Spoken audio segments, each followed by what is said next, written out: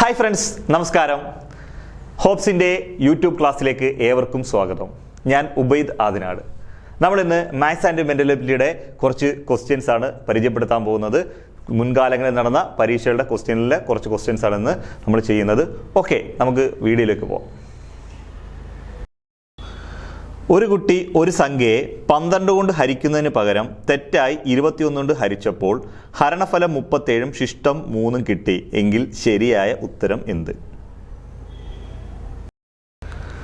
Question നോക്കിയേ. നമ്മൾ എന്താണ് പറയുന്നത്? ഒരു സംഖ്യയെ 12 കൊണ്ട് ഹരിക്കേണ്ടതിന് പകരം 21 കൊണ്ട് ഹരിച്ചപ്പോൾ ഹരണഫലം 37 ശിഷ്ടം 3 കിട്ടി എങ്കിൽ യഥാർത്ഥത്തെ ഹരിക്കുമ്പോൾ കിട്ടുന്ന ഉത്തരം എന്താണ്? യഥാർത്ഥ സംഖ്യ 12 വെച്ച് ഹരിക്കുമ്പോൾ കിട്ടുന്ന ഉത്തരം എന്താണ്? ഇതാണ് ക്വസ്റ്റ്യൻ ചോദിച്ചിരിക്കുന്നത്. ഇത് വളരെ സിമ്പിളായിട്ടെന്ന് വെച്ചാൽ സിമ്പിളായിട്ടുള്ളൊരു ക്വസ്റ്റ്യനാണ്. ഓക്കെ, അത് നിങ്ങൾക്ക് ചിലപ്പോൾ ഞാൻ ആദ്യം പറയുമ്പോൾ മനസ്സിലായില്ലെങ്കിലോ എന്ന് വിചാരിച്ചുകൊണ്ട് ഞാൻ ഉദാഹരണം പറഞ്ഞിട്ട് നമുക്ക് അതിലേക്ക് പോകാം. ഓക്കെ, ഇവിടുത്തെ ക്വസ്റ്റ്യൻ എന്ന് പറഞ്ഞേക്കുന്നത് ഒരു സംഖ്യയെ 12 കൊണ്ട് ഹരിക്കേണ്ടതിന് പകരം 21 കൊണ്ട് ഹരിച്ചപ്പോൾ ഹരണഫലം 37 ശിഷ്ടം 3 കിട്ടി. ഇതാണല്ലോ പറഞ്ഞേക്കുന്നത്. ഇതിവിടെ നിൽക്കട്ടെ. ഞാനൊരു ഉദാഹരണം പറയാം. ഒരു സംഖ്യയെ 45 എന്ന് പറയുന്ന ഒരു സംഖ്യ, ഞാൻ ഉദാഹരണം പറയാം. 45 എന്ന് പറയുന്ന ഒരു സംഖ്യയെ 5 കൊണ്ട് ഹരിക്കേണ്ടതിന് പകരം ഞാൻ 7 കൊണ്ടൊന്ന് ഹരിക്കാൻ പോവാം. നമുക്ക് നോക്കാം എന്ത് സംഭവിക്കും നോക്കാം. ഓക്കെ, 45 എന്ന് പറയുന്ന സംഖ്യയെ 7 കൊണ്ട് ഹരിക്കാം. 6 7 42 ശിഷ്ടം 3. നമുക്ക് യഥാർത്ഥത്തിൽ ഹരിക്കേണ്ടത്, അപ്പൊ ഞാൻ 5 കൊണ്ടായിരുന്നു, പകരം 7 കൊണ്ട് ഹരിച്ചപ്പോൾ ഈ ക്വസ്റ്റ്യൻ പറഞ്ഞ പോലെ എനിക്ക് ഹരണഫലം 7 കൊണ്ട് ഹരിച്ചപ്പോൾ 21 കൊണ്ട് ഹരിച്ചെന്ന് പറഞ്ഞാൽ 7 കൊണ്ട് ഹരിച്ചപ്പോൾ എനിക്ക് 37 ഹരണഫലം കിട്ടിയെന്ന് പറഞ്ഞാൽ 6 ഹരണഫലവും കിട്ടി, ശിഷ്ടം 3 കിട്ടി. ശിഷ്ടം 3 കിട്ടി. ഓക്കെ, എങ്കിൽ നമുക്ക് കറക്റ്റായിട്ട് ഹരിക്കേണ്ട 7 പകരം 5 ആയിരുന്നു. അപ്പോൾ നമ്മൾ എന്ത് ചെയ്യും എന്ന് ചോദിച്ചാൽ, ഞാൻ ഇവിടെ 7 കൊണ്ട് ഹരിച്ചപ്പോൾ ഹരണഫലം 6 കിട്ടി, ശിഷ്ടം 3 കിട്ടി. എങ്കിൽ എനിക്ക് തിരിച്ച് ഈ 45 എന്ന് പറയുന്ന സംഖ്യയിലേക്ക് തിരിച്ചു വരണം. കാര്യം എന്താ? യഥാർത്ഥത്തിൽ ഹരിക്കേണ്ട 5 കൊണ്ടായിരുന്നു. ആ 5 കൊണ്ട് ഹരിക്കാൻ വേണ്ടി യഥാർത്ഥ സംഖ്യയിലേക്ക് നമുക്ക് തിരിച്ചു വരണം. അപ്പോൾ ഈ 45ലേക്ക് എനിക്ക് വരണം. ഞാൻ അതിന് എന്തോ ചെയ്യേണ്ടതെന്ന് വെച്ചാൽ, എനിക്ക് കിട്ടിയ ഹരണഫലം 7, ഹരിച്ച സംഖ്യ 6, ഹരണഫലം 6, ഹരിച്ച സംഖ്യ 7. ഈ 7 6 ഞാൻ ഗുണിക്കും. 7 6 ഗുണിക്കും. അപ്പോൾ 7 ഗുണം 6, 7 6 42 എന്ന് കിട്ടും. പിന്നെ എന്തുണ്ട്? ശിഷ്ടമുണ്ട്. ആ ശിഷ്ടം 3 ഉണ്ട്. ആ ശിഷ്ടമായ 3 കൂട്ടി 40 45. എനിക്ക് യഥാർത്ഥ സംഖ്യ കിട്ടി, 45 കിട്ടി. ഇനി ഞാൻ എന്ത് ചെയ്യും? ഞാൻ 45 എന്ന് പറഞ്ഞ കറക്റ്റ് സംഖ്യ എനിക്ക് തിരിച്ചു വന്നു. ഞാൻ തെറ്റായിട്ട് ചെയ്തു പോയപ്പോൾ ഞാൻ തിരിച്ചെന്ത് ചെയ്തു? ഈ ഹരണഫലത്തെ ഹരിച്ച സംഖ്യ കൊണ്ട് തിരിച്ചു ഗുണിച്ചു. എന്നിട്ട് എന്തുവാ? 3 ശിഷ്ടം കൂട്ടി 45 കിട്ടി. ഇനി എനിക്ക് എന്ത് ചെയ്യാം? നമുക്ക് ഒറിജിനൽ സംഖ്യ കിട്ടിയല്ലോ. ഇനി ഈ 45 ഞാൻ എന്ത് ചെയ്താൽ മതി? 7 കൊണ്ട് ഹരിക്കേണ്ട ഒരു 5 കൊണ്ടല്ലേ ഹരിക്കേണ്ടത്? 5 കൊണ്ടൊന്ന് ഹരിച്ച് ഉണ്ട് 9 5 45 9 കിട്ടും. ഈ 9 ആണ് ഇതിങ്ങനെ ഈ ക്വസ്റ്റ്യൻ പ്രകാരം ആൻസർ. കാര്യം എന്താ? 45 എന്ന് പറയുന്ന സംഖ്യയെ 7 കൊണ്ട് ഹരിക്കേണ്ടതിന് പകരം 5 കൊണ്ട് ഹരിക്കേണ്ടതിന് പകരം 7 കൊണ്ട് ഹരിച്ചപ്പോൾ ഹരണഫലം 6 ശിഷ്ടം 3 കിട്ടി. അത് തെറ്റാണ്. അപ്പോൾ നമുക്ക് ആദ്യം ഈ 45 തിരിച്ചെത്തണം. ഇത് ഗുണിച്ചു, ഈ 3 കൂട്ടിയപ്പോൾ 45 കിട്ടി. ഇനി ശരിയായിട്ട് ഹരിക്കേണ്ട സംഖ്യ 5 ആണ്. അതുകൊണ്ട് ഹരിച്ചപ്പോൾ 9 കിട്ടി.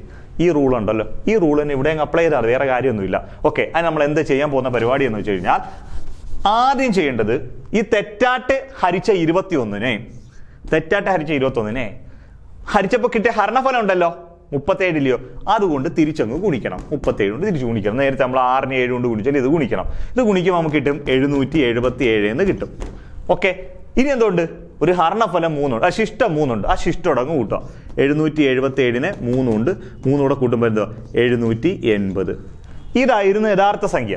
ഈ 780 എന്ന് പറയുന്ന സംഖ്യയെ 12 കൊണ്ട് ഹരിക്കേണ്ടതിന് പകരം 21 കൊണ്ട് ഹരിച്ചുകൊണ്ടാണ് നമുക്ക് എന്ത് കിട്ടിയത്? 37 ഹരണഫലവും ശിഷ്ടം 3 കിട്ടിയേ. അപ്പോൾ നമുക്ക് ആ ഹരിക്കേണ്ട സംഖ്യ കിട്ടി, 780 എന്ന് പറയുന്ന സംഖ്യ കിട്ടി. ഓക്കെ ആണല്ലോ? ഓക്കെ, ഇനി നമ്മൾ എന്ത് ചെയ്യണം? നമുക്ക് ശരിയായിട്ട് ഹരിക്കേണ്ട സംഖ്യ എത്ര? 12. ആ 12 കൊണ്ട് ഇനി ഹരിച്ചാൽ മതി. 12 കൊണ്ട് ഇനി ഹരിച്ചാൽ മതി. ഓക്കെ, 6 12 72.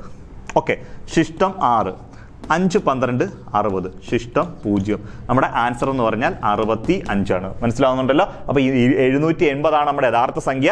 ആ സംഖ്യ ഈ 780 സംഖ്യ ഈ 12 കൊണ്ടായിരുന്നു ഹരിക്കേണ്ടത്, പകരം 21 കൊണ്ട് തെറ്റായിട്ട് ഹരിച്ചപ്പോൾ ഹരണഫലം 37 ശിഷ്ടം 3. അപ്പൊ നമ്മൾ എന്ത് ചെയ്ത്? ഇത് തിരിച്ചു ഗുണിച്ചപ്പോൾ 777 തിരിച്ച് ഹരണം ശിഷ്ടം 3 കൂടെ കൂട്ടിയപ്പോൾ 780 എന്ന് കിട്ടി. ഈ 780 ആണ് നമ്മുടെ യഥാർത്ഥ സംഖ്യ. അതിന് നമ്മൾ യഥാർത്ഥത്തിൽ ഹരിക്കേണ്ട എത്ര വെച്ചാൽ 12 വെച്ചാൽ നമ്മൾ ആ 12 വെച്ച് ഹരിച്ചു നോക്കി. അപ്പൊ നമുക്ക് ഹരണഫലം 0 കിട്ടി, ശിഷ്ടം 0 കിട്ടി, ഹരണഫലം 65 കിട്ടി. നമ്മുടെ ഫൈനൽ ആൻസർ എന്ന് പറയുന്നത് 65 ആണ്. ഇത് വളരെ സിമ്പിൾ ആയിട്ടുള്ള ക്വസ്റ്റ്യൻ ആണ്. ഞാൻ പിന്നെ ഒരു ഉദാഹരണം വെച്ച് ഞാൻ ഡയറക്റ്റ് ഇങ്ങനെ ഇത് ഗുണിച്ച് 3 കൂട്ടുമ്പോൾ സംഖ്യ കിട്ടുമെന്ന് പറയുമ്പോൾ ചിലപ്പോൾ മനസ്സിലാവാത്ത ആരെങ്കിലും ഉണ്ട് എങ്കിൽ അവർക്കൊന്ന് കറക്റ്റ് ആയിക്കോട്ടെ എന്ന് പറഞ്ഞ് ഞാൻ ഉദാഹരണം കാണിച്ചു എന്ന് മാത്രമേ ഉള്ളൂ. ഇത് വളരെ സിമ്പിൾ ആയിട്ട് ക്വസ്റ്റ്യൻ ചെയ്യാം. ഓക്കെ ആണല്ലോ? ഓക്കെ, നമുക്ക് അടുത്ത ക്വസ്റ്റ്യനിലേക്ക് പോകാം. ഒരു സാധനത്തിന്റെ വില വർഷം തോറും 50% നിരക്കിൽ വർദ്ധിക്കുന്നു. ഇപ്പോഴത്തെ വില 10,000 രൂപയെങ്കിൽ 4 വർഷങ്ങൾക്ക് ശേഷമുള്ള വില എന്ത്? നമ്മുടെ ഒരു ക്വസ്റ്റ്യൻ നോക്കിയേ. ഒരു സാധനത്തിന്റെ വില വർഷം തോറും 50% വീതം വർദ്ധിക്കുന്നു. ഇപ്പോൾ അതിന്റെ വില 10,000 രൂപയെങ്കിൽ 4 വർഷം കഴിയുമ്പോഴുള്ള അതിന്റെ വില എത്ര? ഇതാണ് ക്വസ്റ്റ്യൻ ചോദിക്കുന്നത്. കാര്യമൊന്നുമില്ല. ഇത് 50% ഒക്കെ ആയതുകൊണ്ട് നമുക്ക് വളരെ എളുപ്പം ചെയ്യാൻ പറ്റും. ഇത് 2 രീതി ചെയ്യാം. ഒന്ന് കോമ്പൗണ്ട് ഇൻട്രസ്റ്റിന്റെ ഇക്വേഷൻ ഉണ്ട്, അതിനകത്തിട്ട് ചെയ്യാം. പിന്നെ പാസ്കൽ ട്രയാങ്കിൾ എന്ന് പറയുന്ന ഒരു ഇക്വേഷൻ ഉണ്ട്, പാസ്കൽ ട്രയാങ്കിൾ. ആ പാസ്കൽ ട്രയാങ്കിളിനകത്തിട്ട് ഇപ്പോൾ 1 വർഷം ആകുമ്പോൾ 1 1, 2 വർഷം ആകുമ്പോൾ 1 2 1, 3 വർഷം ആകുമ്പോൾ 1 3 3 1, 4 വർഷം ആകുമ്പോൾ 1 4 6 4 1 എന്നൊക്കെ പറയുന്ന ഇക്വേഷൻസ് ഉണ്ട്, അതിനകത്തിട്ട് ചെയ്യാം. നിങ്ങൾക്ക് ഏതാണോ താല്പര്യം ആ രീതി ചെയ്തോ. ഞാൻ 2 രീതി നിങ്ങൾക്ക് ഇവിടെ ചെയ്ത് കാണിച്ചു തരാം. ഓക്കെ ആണല്ലോ? അപ്പോൾ ആദ്യം ഇവിടെ ചെയ്തതെന്ന് വെച്ചാൽ അയാളുടെ ഒരു സാധനത്തിന്റെ വില എന്ന് പറയുന്നത് 10,000 രൂപ. അത് നമുക്ക് എന്താ പ്രിൻസിപ്പിൾസ് എമൗണ്ട് ആയിട്ട് എടുക്കാം. പി എന്ന് പറയുന്നത് 10,000 രൂപ. നമ്പർ ഓഫ് ഇയർ എത്രയാണെന്ന് വെച്ചാൽ 4 വർഷം. 4 വർഷം നമ്പർ ഓഫ് ഇയർ 4 വർഷം. എന്നെന്ന് പറഞ്ഞാൽ 4 വർഷം. റേറ്റ് ഓഫ് ഇൻട്രസ്റ്റ് അവർ പറയുന്നുണ്ട് എത്ര ശതമാനം? 50% എന്ന് പറയുന്നുണ്ട്. 50%. ഓക്കെ, നമുക്കിവിടെ കണ്ടത് 4 വർഷം കഴിയുമ്പോൾ അതിന്റെ വില എത്ര? അപ്പോൾ അവിടെ എ ആണ് കണ്ടുപിടിക്കേണ്ടത്. എന്നുവെച്ചാൽ പലിശയും മുതലും ചേർത്ത് വരുന്ന ഒരു രീതിയാണ്. എന്നുവെച്ചാൽ ഓരോ വർഷത്തെ പലിശ മുതലോടുകൂടി കൂട്ടിയിട്ട് വീണ്ടും പലിശയ്ക്കും കൂടെ പലിശ വരുന്ന സമ്പ്രദായമാണ് കൂട്ടുപലിശ എന്ന് പറയുന്നത്. ഓരോ വർഷത്തെയും 50% കൂട്ടിയിട്ട് പിന്നെ രണ്ടാമത്തെ വർഷം ആ 50% ചേർത്തുള്ള വിലയുടെ 50% അങ്ങനെ കണ്ടാത്ത പോകുന്നത്. മനസ്സിലായല്ലോ? അല്ലാതെ എപ്പോഴും 10,000 മാത്രമല്ല. ഈ വർഷം 10,000 ആണെങ്കിൽ അടുത്ത വർഷം എത്രയാണോ 10,000ന്റെ 50% വെച്ചാൽ 5,000 വരും. 15,000. 15,000ന്റെ അടുത്ത വർഷം 15,000ന്റെ 50% ആയിരിക്കും കാണുന്നത്. അതിന്റെ അടുത്ത വർഷം അതിന്റെ 50% ആയിരിക്കും. അങ്ങനെ ഇത് കണ്ടുപോകുന്നത്. ഓക്കെ ആണല്ലോ? അത് കാണാൻ കോമ്പൗണ്ട് ഇൻട്രസ്റ്റിനകത്ത് ഇക്വേഷൻ ഇട്ടങ്ങ് ചെയ്യാം. ആദ്യം ഞാനത് ചെയ്ത് കാണിച്ചു തരാം. നിങ്ങൾക്ക് അത് വേണമെങ്കിൽ അത് ചെയ്യാം. പാസ്കൽ ട്രയാങ്കിൾ ഉണ്ട്, അത് വേണമെങ്കിൽ അത് ചെയ്യാം. നിങ്ങളുടെ ഇഷ്ടം. ഓക്കെ, നമുക്ക് ആദ്യം ക്വസ്റ്റ്യനിലേക്ക് പോകാം. എങ്ങനെയാണ് ഇത് ചെയ്യുന്നതെന്ന് വെച്ചാൽ ആദ്യം കോമ്പൗണ്ട് ഇൻട്രസ്റ്റിന്റെ ഇക്വേഷൻ ഇട്ടൊന്ന് ചെയ്യാം. Okay, A = P × 1 + R/100 the whole raised to n. ഇതാണ് നമ്മളുടെ equation. A = P × 1 + R/100 the whole raised to n. അപ്പോൾ എ ആണ് എമൗണ്ട്. ഇത് കണ്ടുപിടിക്കാനുള്ള equation. P × 1 + R rate of interest by 100 the whole raised to n. നമുക്ക് അങ്ങോട്ട് ഓരോന്നോരോന്ന് ഇട്ട് കൊടുക്കാം. A = P എന്ന് വെച്ചാൽ 10,000 രൂപ. Number of year 1 + rate of interest 50% by 100 the whole raised to n. 4 വർഷം. ഇവിടെ ഓക്കെ ആണേ? യെസ്. ഇനി നമുക്കിതെങ്ങനെ ചെയ്യാം? നമുക്കിതെങ്ങനെ ചെയ്യാന്ന് വെച്ച് കഴിഞ്ഞാൽ ഇവിടെ 1 + 50/100 the whole raised to 4. അപ്പോൾ ഇവിടെ ചെയ്യേണ്ടത് 1 + 50 ആണ്. ഇത് യഥാർത്ഥത്തിൽ ചെയ്യുന്നത് വേറെ ഇതാണ്. ഇത് ക്രോസ് മൾട്ടിപ്ലിക്കേഷൻ ചെയ്യും. ഈ 1 100 കൂടെ ക്രോസ് ചെയ്യുമ്പോൾ 1 100 100 ഇതാകുമ്പോൾ 50 ഇങ്ങോട്ട് ക്രോസ് ചെയ്തൊക്കെയാണ് ഗുണിക്കുന്നത്. അങ്ങനെ ചെയ്യാൻ നിൽക്കരുത്. എളുപ്പമാർഗം പറയാം. ഇവിടെ കിടക്കുന്ന ചിഹ്നം പ്ലസ് ആണോ എന്ന് നോക്കണം. പ്ലസ് ആണെങ്കിൽ ഇപ്പൊ ഇവിടെ 1 ആയിരിക്കും. ഇക്വേഷൻ പ്രകാരം ഇവിടെ 1 ആയിരിക്കും. ഇവിടെ പ്ലസ് ആണോ മൈനസ് ആണോ നോക്കണം. മൈനസ് വരുന്ന കേസ് ഉണ്ട്. അതുകൊണ്ടാണ് മൈനസ് വരുന്ന കേസ് എപ്പോഴാണെന്ന് ചോദിച്ചാൽ, ഇപ്പം നമ്മളൊരു കാറ് മേടിച്ചു. 50 ലക്ഷം രൂപ കൊടുത്തൊരു കാർ, വല്ല ഒരു 10 ലക്ഷം രൂപ കൊടുത്തൊരു കാർ മേടിച്ചു. ഒരു വർഷം കഴിയുമ്പോൾ കാറിന്റെ വില 50% അല്ലെങ്കിൽ 10% കുറയുന്നു എങ്കിൽ 2 വർഷം കഴിയുമ്പോൾ കാറിന്റെ വില എത്രയാണെന്ന് വെച്ചാൽ കാറിന്റെ വില അവിടെ കുറയുക. അതിന് ഡിപ്രീസിയേഷൻ അല്ലെ തേയ്മാനം എന്നാണ് പറയുന്നത്. അത് ചെയ്യുന്ന equation A = P × 1 - R/100 the whole raised to n എന്നൊരു ഇക്വേഷൻ ഉണ്ട്. ഇപ്പോൾ 10% വീതം വില കുറഞ്ഞു കഴിഞ്ഞാൽ 2 വർഷം കഴിയുമ്പോൾ കാറിന്റെ വില എത്രയാണെന്ന് അറിയാൻ എന്ത് ചെയ്താൽ മതി? A = P × 1 - R/100 the whole raised to n എന്ന് കൊടുക്കാമെങ്കിൽ ആ വില കിട്ടും. ഇവിടെ അങ്ങനെയല്ല, വില കൂടുന്നുണ്ട്. എന്താണ്? പ്ലസ് ആണ്. ഓക്കെ, ഇപ്പോൾ കോമ്പൗണ്ട് ഇൻട്രസ്റ്റിന്റെ കേസ് അതാണ് ഞാൻ പറഞ്ഞത്. പ്ലസ് ആണോ മൈനസ് ആണോ എന്ന് ശ്രദ്ധിക്കണം. മൈനസ് വരുന്ന കേസും ഉണ്ട്. ഓക്കെ, ഇവിടെ പ്ലസ് ആണ്. പ്ലസ് ആണെങ്കിൽ എന്ത് ചെയ്യണം? നിങ്ങൾ പ്രത്യേകിച്ച് വേണ്ട. ഈ 10,000 × ഈ 100, ഈ താഴെ കിടക്കുന്ന 100, ഈ മേളത്തെ 50 കൂടെ അങ്ങ് പ്ലസ് ചെയ്യണം. 100 50 പ്ലസ് ചെയ്യണം. 100 50 പ്ലസ് ചെയ്യുമ്പോൾ 150 എന്ന് കിട്ടും. അതങ്ങ് മേളിൽ എഴുതണം. ഓക്കെ, 100 50 പ്ലസ് ചെയ്യുമ്പോൾ 150. ഇനി ഇവിടെ 10 ആണെങ്കിൽ 100 10 കൂട്ടി 110. 20 ആണെങ്കിൽ 100 20 കൂട്ടി 120. മനസ്സിലായി? 30 ആണ് 100 20 കൂട്ടി 30 കൂട്ടി 130. ഇവിടെ 50 ആണ് 100 50 കൂട്ടി 150. താഴത്തെ 100 അതേപോലെ അങ്ങ് എഴുതണം. the whole raised to 4.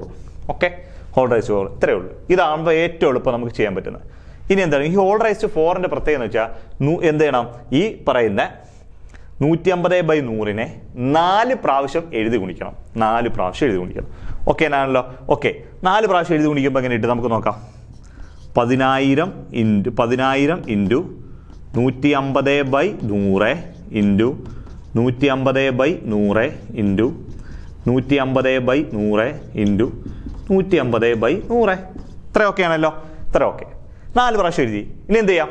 ഇത് കാര്യം ഈ 150/100 ഹോൾ റൈസ് ടു 4 എന്ന് വെച്ചാൽ 4 പ്രാവശ്യം എഴുതി ഗുണിക്കാം. ഈ 2 പൂജ്യവും ഈ 2 പൂജ്യയുടെ വെട്ടാം. ഈ 2 പൂജ്യവും ഈ 2 പൂജ്യയുടെ വെട്ടാം. വെട്ടിയല്ലോ? ഈ ഒരു പൂജ്യവും ഈ ഒരു പൂജ്യവും വെട്ടാം.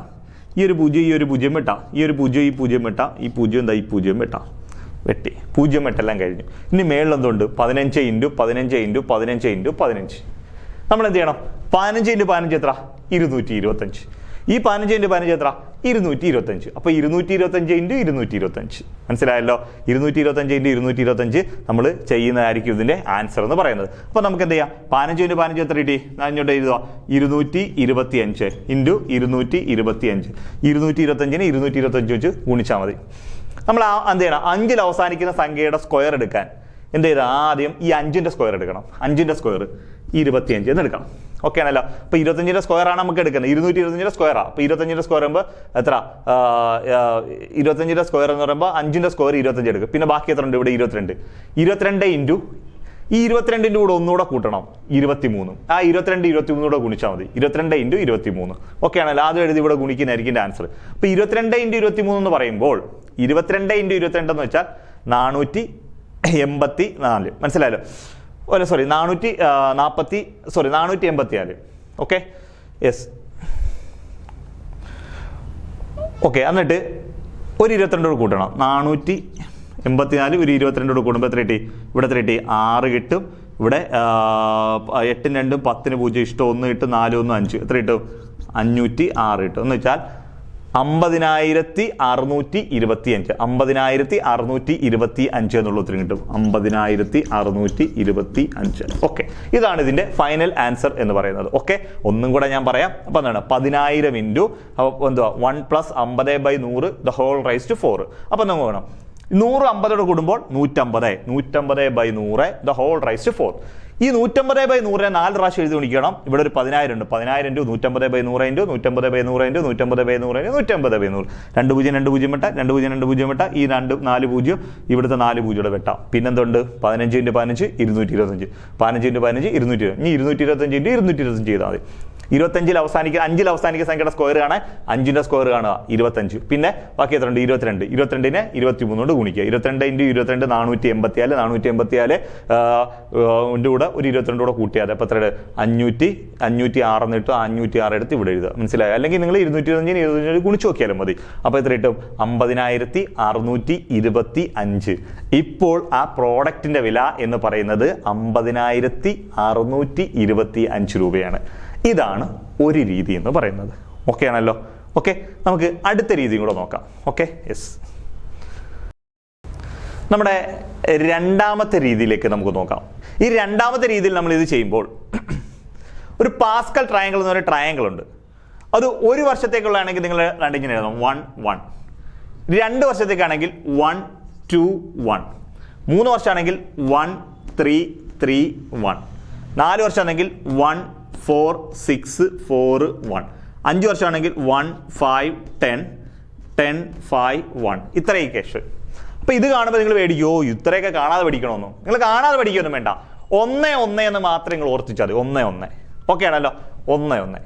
1 വർഷത്തേക്ക് 1 1. 2 വർഷം ആകുമ്പോൾ ഈ 1 1 എടുത്ത് ആദ്യം അവസാനം എഴുതണം.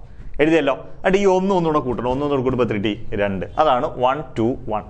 ഓക്കെ ആണേ? അടുത്ത വീണ്ടും എന്ത് ചെയ്യാം? ഈ 1 1 എടുത്ത് ആദ്യം അവസാനം എഴുതാം. ഈ 2 ഇതോടെ കൂടുമ്പോൾ 3. ഈ 2 1 കൂടുമ്പോൾ 3. അടുത്ത വർഷം അങ്ങനെ വീണ്ടും 1 1 എടുത്ത് ആദ്യം അവസാനം എഴുതാം. 3 1 കൂടുമ്പോൾ 4. 3 3 6. 3 1 4. വീണ്ടും ഒരു വർഷം കഴിയുമ്പോൾ ഈ 1 1 എടുത്ത് ആദ്യം അവസാനം എഴുതണം. 4 1 5. 6 4 10. 6 4 10. 4 1 5. ഇങ്ങനെ നമുക്ക് താഴോട്ട് എത്ര വേണേലും എഴുതി പോകാം. PSC വളരെ റെയറായിട്ട് ചോദിച്ചിട്ടുള്ളൊരു ക്വസ്റ്റ്യൻ ആണ് ഈ 4 വർഷം എന്നുള്ളത്. അതിനുമുമ്പൊക്കെ PSC ചോദിച്ചിരുന്നത് ഒരു 2 വർഷം 3 വർഷമൊക്കെ വരെ മാക്സിമം ചോദിച്ചിട്ടുള്ളൂ. ഇത് വളരെ റെയറിൽ ഒരു 4 വർഷം കയറി ചോദിച്ചതേ ഉള്ളൂ കേട്ടല്ലോ. അത് 50% കൊണ്ട് നമുക്ക് വളരെ എളുപ്പത്തിലും ചെയ്യാൻ പറ്റുന്ന ക്വസ്റ്റ്യൻ. അപ്പം നിങ്ങൾ ആദ്യം ചെയ്യേണ്ടത് നമ്മുടെ ഇവിടുത്തെ ഓരോന്നോരോന്ന് എഴുതാം. പ്രിൻസിപ്പൽ സം ഉണ്ടെന്ന് വെച്ചാൽ 10,000 രൂപ ഓക്കെ, നമ്പർ ഓഫ് ഇയർ 4 വർഷം, റേറ്റ് ഓഫ് ഇൻട്രസ്റ്റ് 50%. ഇത്ര ഓക്കെയാണ്. ഇവിടെ നോക്കണം വർഷം എത്ര പറഞ്ഞേ. 1 വർഷം എന്നാണ് ക്വസ്റ്റ്യൻ പറഞ്ഞത്, ഈ 1 അങ്ങ് എടുക്കണം. 2 വർഷമാണെങ്കിൽ 121 അങ്ങ് എടുക്കണം. 3 വർഷമാണെങ്കിൽ 1331 എടുക്കണം. 4 വർഷമാണെങ്കിൽ 14641 എടുക്കണം. 5 വർഷമാണെങ്കിൽ 1510 1051 എന്ന് എടുക്കണം. നമ്മളോട് പറഞ്ഞിരിക്കുന്നത് 4 വർഷം. 4 വർഷം നമ്മൾ 14641 എന്ന് എടുക്കണം. ഓക്കെ, 14641. ബാക്കി ഞാനങ്ങ് വായിച്ചോളാം. ഇപ്പൊ ഇതങ്ങ് വായിച്ചോളാണേ. ഓക്കെ,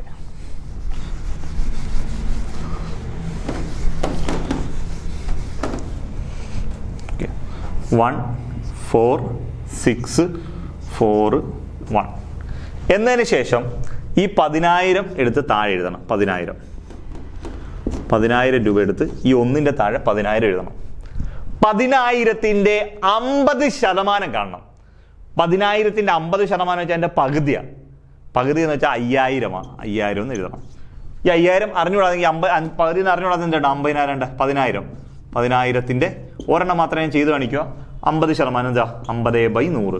0.8 ഈ 0.8 5 × 1000 5,000 ഉണ്ടോ? 5,000. അങ്ങനെ 5,000 കിട്ടുന്നത്. ഇനി ഈ 5,000ന്റെ വീണ്ടും 50%. 5,000ന്റെ 50% വെച്ചാൽ എൻ്റെ പകുതിയാണ്. 5,000ന്റെ പകുതി എത്ര? 2,500. ഓക്കെ, ഈ 2,500ന്റെ വീണ്ടും 50% വേണം. മനസ്സിലായി? 2,500ന്റെ 50% വെച്ചാൽ എൻ്റെ പകുതിയാണ് 1,250. 1,250. ഓക്കെ, 1,250ന്റെ വീണ്ടും 50% കാണും. 50% വെച്ചാൽ വീണ്ടും അതിന്റെ പകുതിയാണ്. പകുതി എന്ന് വെച്ചാൽ 625. ഓക്കെ, 625 ഇത്ര എഴുതുക. ഓക്കെ ആണല്ലോ. ആദ്യം 50,000 ഇവിടെ എഴുതുക, അല്ല 10,000 എഴുതുക. 10,000ത്തിന്റെ 50% ഇവിടെ എഴുതുക. അതിന്റെ 50% ഇവിടെ എഴുതുക. അതിന്റെ 50% ഇവിടെ എഴുതുക. 50%. 50 ആയിട്ട് നമുക്ക് പ്രത്യേകിച്ച് പരിപാടിയൊന്നുമില്ല. പകുതി എഴുതി അങ്ങ് പോയാൽ മതി.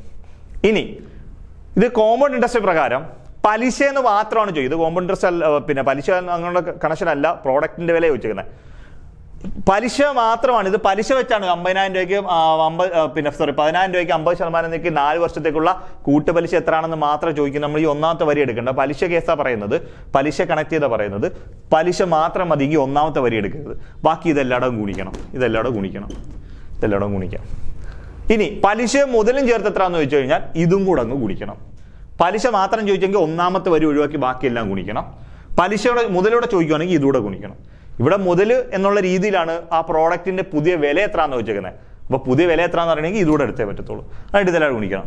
1 × 10,000. Okay, plus 5,000 × 4. 5,000 × 4. ഓക്കെ, അപ്പോൾ എത്രയായിട്ട് 20,000. Okay, plus 2,500 × 6. അപ്പോൾ തന്നെ 2,500 × 6 എന്ന് പറയുമ്പോൾ 15,000 വരും. ഓക്കെ, 15,000. ഓക്കെ, അടുത്തത് 1,250. 1,250 × 4 5,000 വരും. പ്ലസ് 1 × 625 625. മനസ്സിലായല്ലോ? ഓക്കെ, ഇവിടെ 1 × 10,000 10,000, 4 × 50,000, 5,000 20,000, 6 × 2,500 15,000.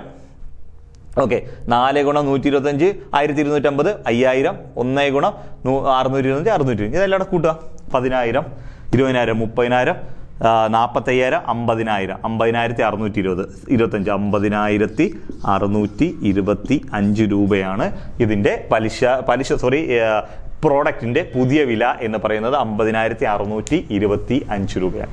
ഓക്കെ ആണല്ലോ? ഇങ്ങനെ 2 രീതി ചെയ്യുക. ഞാൻ ഈ ചെയ്തതിൽ ഏതാണ് നിങ്ങൾക്ക് ഏറ്റവും എളുപ്പം എന്ന് തോന്നുന്നത് ആ രീതി നിങ്ങൾ ചെയ്തോ. എപ്പോഴും പാസ്കൽ ട്രയാങ്കിൾ ഇത് തന്നെ ആയിരിക്കും എളുപ്പം. മറ്റേന്ന് വെച്ചാൽ 50 ആയതുകൊണ്ടാണെന്ന്. ഒരു 5 ഒക്കെ പറഞ്ഞായിരുന്നെങ്കിൽ നല്ല ടൈം എടുത്തേനെ. 5% ആണോ 8% എന്നൊക്കെ പറഞ്ഞാൽ ഇക്വേഷൻ നല്ല ടൈം എടുക്കും. അവിടെയൊക്കെ ഇത് നിങ്ങൾക്ക് ഇച്ചിരൂടെ ബെറ്റർ ആയിട്ട് തോന്നും. നിങ്ങൾക്ക് ഇഷ്ടമുള്ള രീതി ഫോളോ ചെയ്യുക. 2 പഠിച്ചിട്ടുണ്ടായിരിക്കും. ആ 2 പേർക്കും 2 രീതിയും മനസ്സിലായിക്കോട്ടെ എന്ന് പറഞ്ഞാണ് നമ്മൾ 2 രീതിയിൽ നിങ്ങൾക്ക് പറഞ്ഞു തന്നത്. ഓക്കെ ആണോ? ഓക്കെ, നമ്മുടെ അടുത്ത ക്വസ്റ്റ്യനിലേക്ക് പോകാം. നമുക്ക് അടുത്ത ക്വസ്റ്റ്യൻ നോക്കിയേ. അരുൺ ഒരു ടെലിവിഷൻ സെറ്റ് 20% ഡിസ്കൗണ്ടിന് വാങ്ങിച്ചു. അവനത് 25% ഡിസ്കൗണ്ടിനാണ് വാങ്ങിച്ചിരുന്നെങ്കിൽ 500 രൂപ ലാഭിക്കാമായിരുന്നു. അരുൺ എത്ര രൂപയ്ക്കാണ് ടെലിവിഷൻ സെറ്റ് വാങ്ങിയത്? ക്വസ്റ്റ്യൻ നോക്കിയേ. അരുൺ ഒരു ടെലിവിഷൻ സെറ്റ് അല്ലെങ്കിൽ ഒരു TV സെറ്റ് 20% ഡിസ്കൗണ്ടിന് വാങ്ങിച്ചു. അവനത് 25% ഡിസ്കൗണ്ടിനാണ് വാങ്ങിച്ചിരുന്നെങ്കിൽ 500 രൂപയുടെ ലാഭിക്കാമായിരുന്നു. എങ്കിൽ എത്ര രൂപയ്ക്കാണ് അരുൺ ടി വി വാങ്ങിയത്? ഇതാണ് ചോദ്യം ചോദിച്ചിരിക്കുന്നത്. ശ്രദ്ധിച്ച് കൈകാര്യം ചെയ്യണം, ഇല്ല നല്ല ചിമിട്ടം പണി കിട്ടി ക്വസ്റ്റ്യനകത്ത്. ഓക്കെ ആണല്ലോ? യെസ്. ഇവിടെ അരുൺ ഒരു ടി വി സെറ്റ് 20% ഡിസ്കൗണ്ടിന് വാങ്ങിച്ചു. ഈ ഡിസ്കൗണ്ടിന് വാങ്ങിക്കുക എന്ന് പറഞ്ഞാൽ ആ ടി വിയുടെ പുറത്ത് എഴുതി ഒട്ടിച്ചേക്കുന്ന വില അതിന്റെ പരസ്യ വില അല്ലെങ്കിൽ മാർക്കറ്റ് പ്രൈസാണ്. അതിന്റെ പുറത്ത് എഴുതി ഒട്ടിച്ചേക്കുന്ന വില, ആ വില എന്ന് പറയുന്നത് 100%. ആ വില എന്ന് പറയുന്നത് 100%. എപ്പോഴും അതിന്റെ പുറത്ത് എഴുതി ഒട്ടിച്ച മാർക്കറ്റ് പ്രൈസ് അല്ലെ മാർക്കറ്റ് പ്രൈസ് എന്ന് പറയുന്നത് അതെന്ന് പറഞ്ഞാൽ 100%. ആ പരസ്യ വിലയിൽ നിന്നും ഡിസ്കൗണ്ട് അനുവദിച്ചു, 10% ഡിസ്കൗണ്ട് അനുവദിച്ചു കൊടുക്കുകയെന്ന് വെച്ചാൽ അരുണിന് ആ ടി വി കിട്ടിയേക്കുന്നത് അതിന്റെ പുറത്ത് എഴുതി ഒട്ടിച്ചേക്കുന്നതിന്റെ 90%. ക്ലിയർ ആവുന്നുണ്ടല്ലോ? ഓക്കെ. 20% ഡിസ്കൗണ്ട് എന്ന് പറഞ്ഞാൽ അരുണിന് ആ വിലയുടെ ആ ടി വിയുടെ പുറത്ത് എഴുതി ഒട്ടിച്ചേക്കുന്ന വിലയുടെ 80%. വെച്ചാൽ 10% ഡിസ്കൗണ്ട് എന്ന് വെച്ചാൽ 90%, 20% ഡിസ്കൗണ്ട് എന്ന് വെച്ചാൽ 80%, 30% ഡിസ്കൗണ്ട് എന്ന് വെച്ചാൽ 70%. ഇങ്ങനെയാണ് അത് പോകുന്നത്. ഇനി എന്താണ് പറയുന്നത്? അരുൺ ആ ടി വി സെറ്റ് 20% ഡിസ്കൗണ്ടിന് വാങ്ങിച്ചു. ഇനി പറയുക, അത് 25% ഡിസ്കൗണ്ടിനാണ് വാങ്ങിച്ചിരുന്നെങ്കിൽ എനിക്കൊരു 500 രൂപയും കൂടെ ലാഭിക്കാമായിരുന്നു. എങ്കിൽ അരുൺ ആ ടി വി എത്ര രൂപയ്ക്കാണ് വാങ്ങിയത്? ഓക്കെ. അരുൺ 20% ഡിസ്കൗണ്ടിന് വാങ്ങിച്ചു എന്ന് വെച്ചാൽ 80%. ഓക്കെ. 20% ഡിസ്കൗണ്ട് എന്ന് വെച്ചാൽ 80%. ഇനി അവരത് 25% ഡിസ്കൗണ്ടിനായിരുന്നു എങ്കിൽ എന്ന് വെച്ചാൽ 100-ൽ നിന്ന് 25 കുറയ്ക്കുക, 75%. ഓക്കെ ആണല്ലോ? അവൻ 75%-നായിരുന്നു എങ്കിൽ, അപ്പൊ 20% ഡിസ്കൗണ്ട് എന്ന് വെച്ചാൽ അത് 80%. അത് 25% ഡിസ്കൗണ്ടിനായിരുന്നു എങ്കിൽ, 25% ഡിസ്കൗണ്ടിനായിരുന്നു എങ്കിൽ എന്ന് വെച്ചാൽ 75%-നായിരുന്നു എങ്കിൽ അവൻ 500 രൂപയും കൂടെ ലാഭിക്കാമായിരുന്നു. അപ്പൊ നിങ്ങൾ മനസ്സിലാക്കേണ്ട ഒരു കാര്യം, ഈ 80%-വും 75%-വും തമ്മിലുള്ള വ്യത്യാസം എന്ന് പറയുന്നതാണ് 500 രൂപ.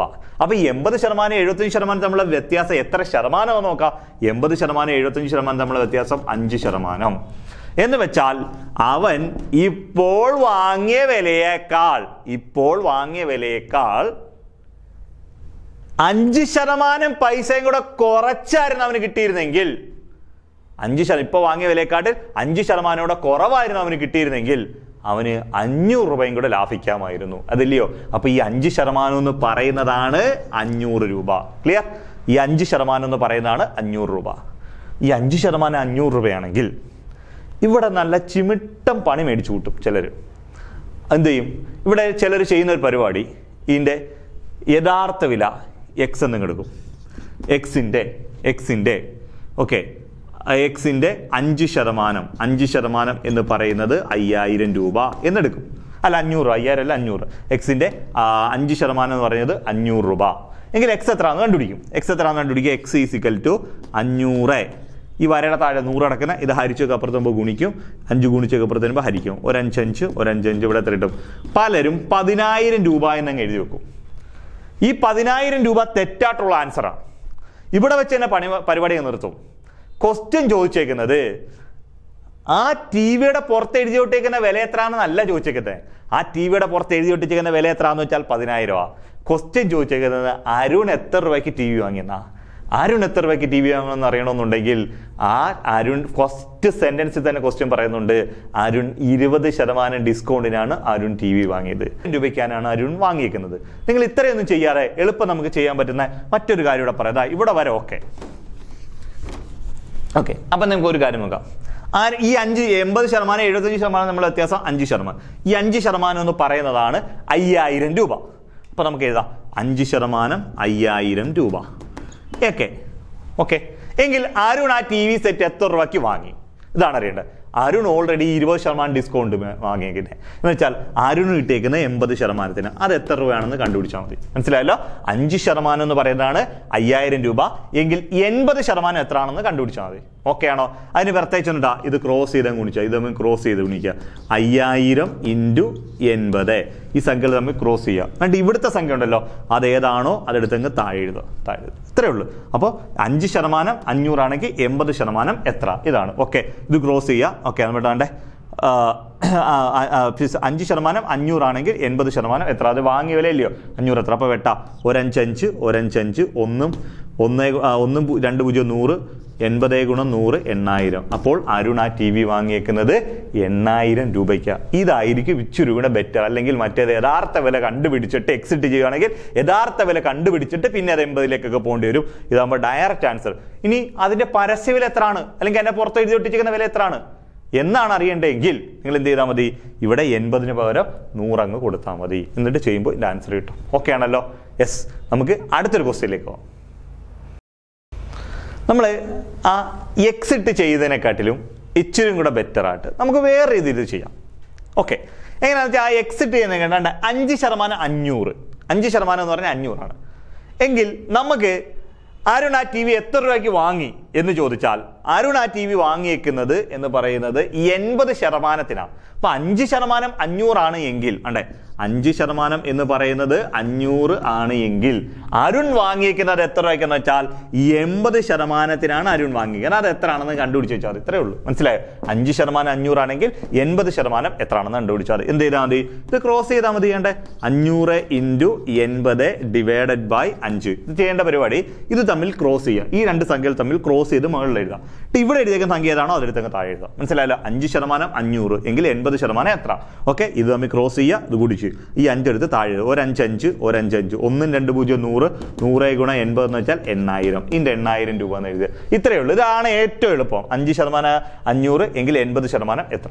ഇനി അതിന്റെ പരസ്യവിലയാണ് കണ്ടുപിടിക്കേണ്ടതെന്ന് വിചാരിച്ചോ എങ്കിൽ നിങ്ങൾ 80ന് വരെ 100 അങ്ങ് ഇട്ട് കൊടുത്താൽ മതി. 100 5% 500 എങ്കിൽ 80% എത്ര? അല്ല 100% എത്ര? അങ്ങനെ അങ്ങ് ഇട്ട് കൊടുത്താലും മതി. ഇവിടെ നമുക്ക് പരസ്യവില വേണ്ടതുകൊണ്ട് 80% പരസ്യവില അല്ല, അയാൾ വാങ്ങിയ വിലയുണ്ട്, നമ്മൾ 80 ഇട്ട് കൊടുത്തു. മനസ്സിലായോ? ഇതായിരിക്കും ഇച്ചിരി എളുപ്പം. മറ്റേന്ന് വെച്ചാൽ എക്സിറ്റ് ചെയ്യുവാണെങ്കിൽ നമ്മൾ യഥാർത്ഥ വില കണ്ടുപിടിച്ച് പിന്നെ 80ലേക്ക് പോകേണ്ടി വരും. ഓക്കെ ആണോ? ഓക്കെ, നമുക്ക് അടുത്ത ക്വസ്റ്റ്യനിലേക്ക് പോകാം. ഒരു തുക കൂട്ടുപലിശ ക്രമത്തിൽ 15 വർഷം കൊണ്ട് ഇരട്ടിയാകും. എന്നാൽ തുക 8 ഇരട്ടിയാകാൻ എത്ര വർഷം വേണം?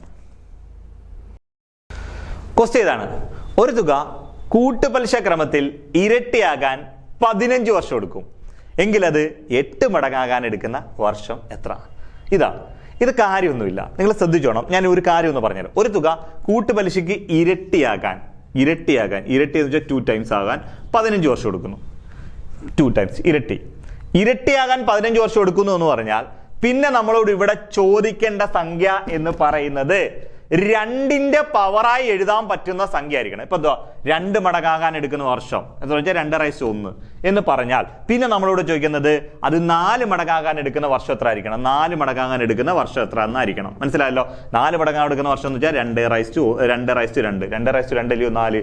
അല്ലെങ്കിൽ അത് 8 മടങ്ങാവാൻ എടുക്കുന്ന വർഷം എത്ര? 2/3. അല്ലെങ്കിൽ അത് 16 മടങ്ങാവാൻ എടുക്കുന്ന വർഷം എത്ര?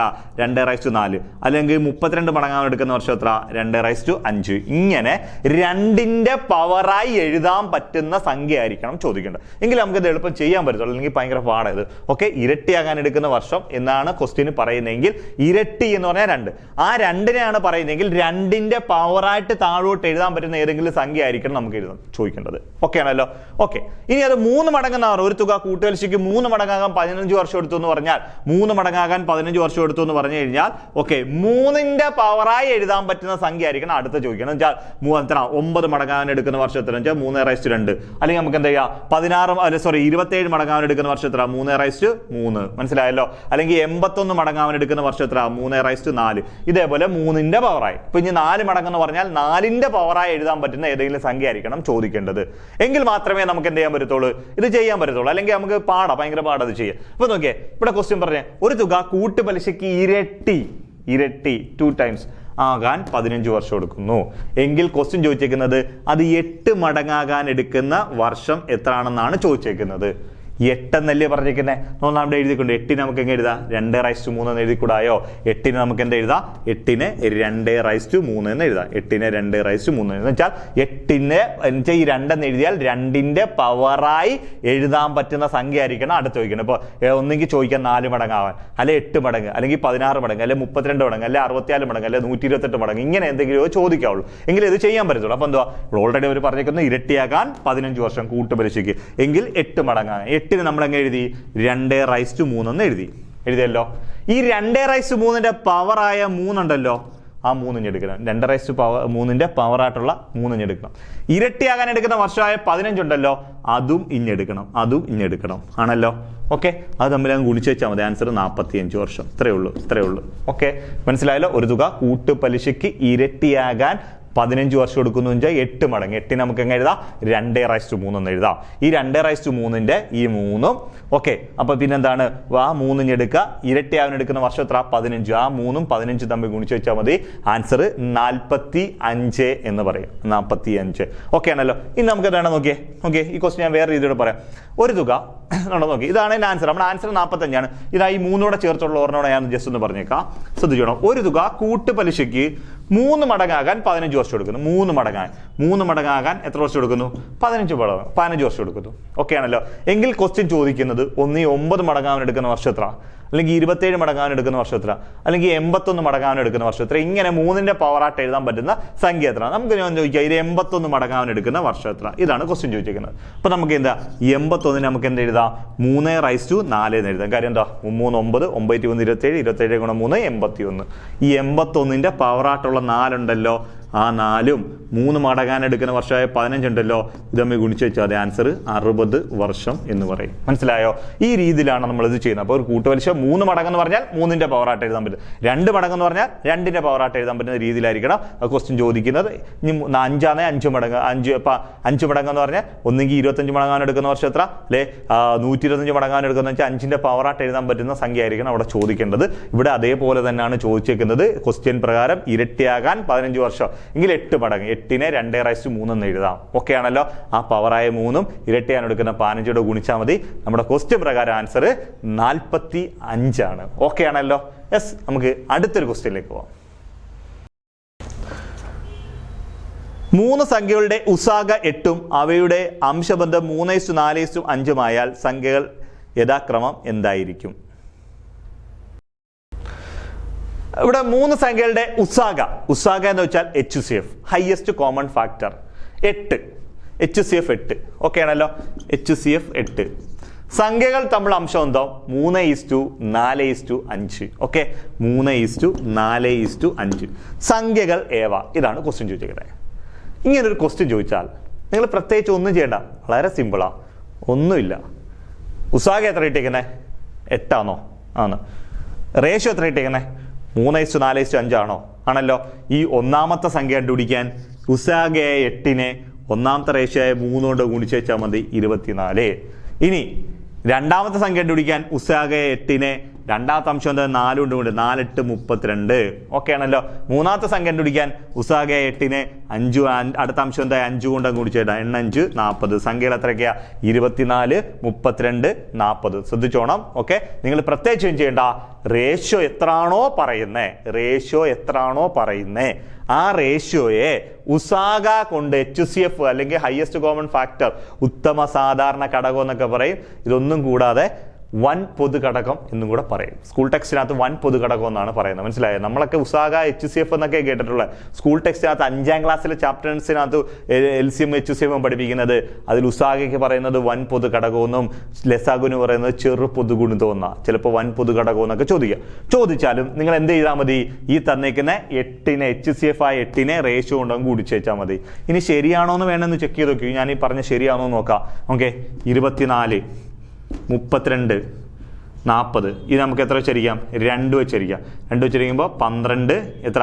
16 20. വീണ്ടും 2 വെച്ചിരിക്കാം. 2 വെച്ചിരിക്കുമ്പോൾ എത്ര കിട്ടി?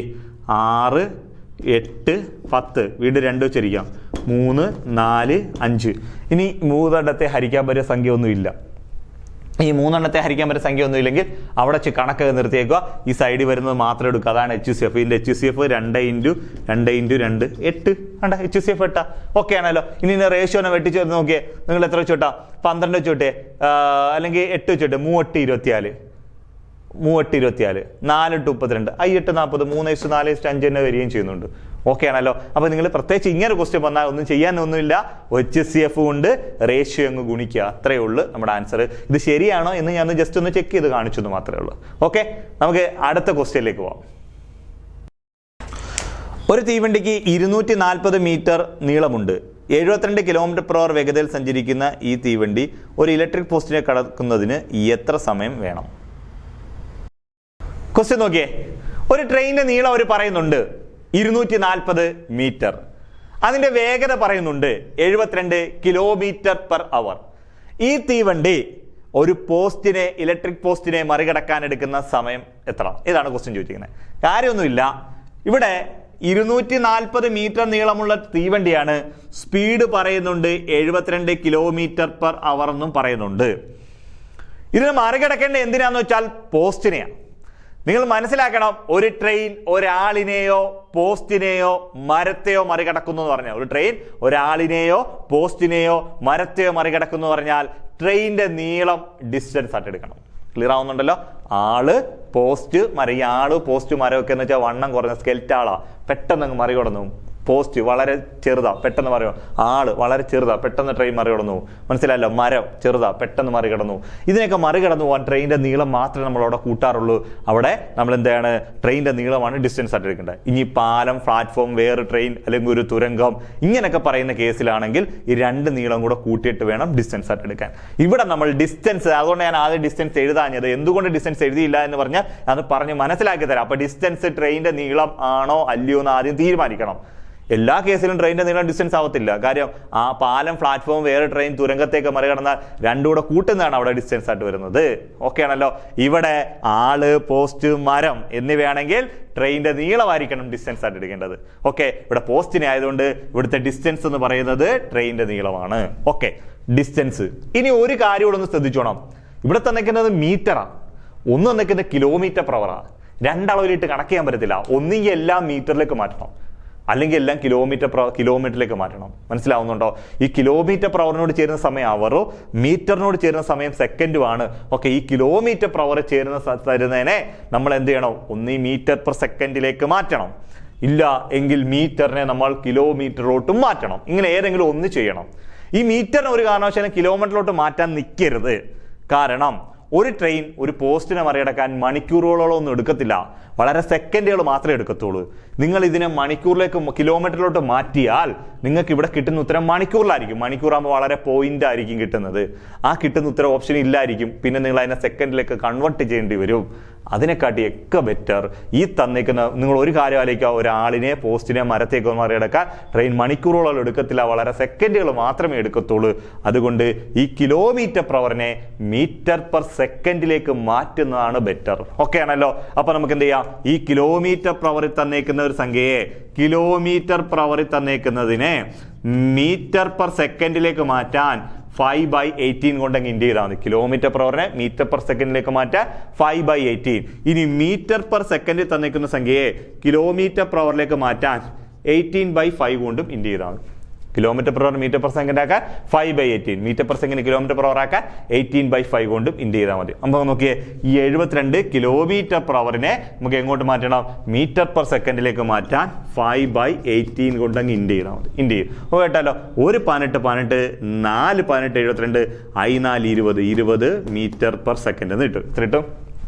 20 മീറ്റർ/സെക്കൻഡ്. അപ്പൊ എന്താ, 240 മീറ്റർ, വേഗത 20 മീറ്റർ/സെക്കൻഡ് എന്ന് കിട്ടി. അപ്പൊ ഡിസ്റ്റൻസും കിട്ടി, സ്പീഡും കിട്ടി. ഇനി നമുക്ക് എന്താ വേണ്ടത്? ടൈമാണ് വേണ്ടത്. Okay, time. ഈ ടൈം കണ്ടുപിടിക്കാൻ ലൊക്കേഷൻ എന്തുവാ? Distance by speed.